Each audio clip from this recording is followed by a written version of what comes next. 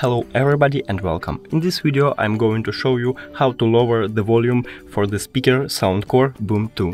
Basically you have three options to doing it. The first one is to use physical button on your speaker.